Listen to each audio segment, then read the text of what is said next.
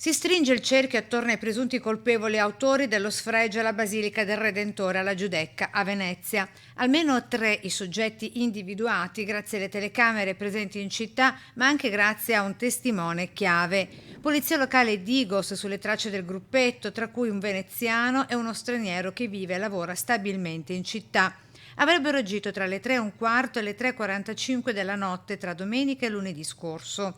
L'appello ai responsabili da parte del frate superiore custode della Basilica. Costituitevi, dice. Di collaborare con le indagini, insomma, al più presto, insomma, fare chiarezza su questo. Direi di costituirsi, penso che sia la cosa che potrebbe essere più adeguata. Si indaga pure sulla natura della scritta per la quale si sta verificando l'ipotesi di una matrice di stampo terroristico, lasciando aperta anche l'idea di una formula matematica che tanto richiama la memoria e la storia del codice da Vinci. Ipotesi tutte al vaglio degli inquirenti. Quanto alla tesi sul tipo di punizione da infliggere ai colpevoli, Fratinello preferisce parlare di un percorso educativo. Perché possono prendere consapevolezza di quanto è capitato e usare, magari per quelli che hanno idee di fare questo tipo di imbrattamento, oppure anche per i giovani,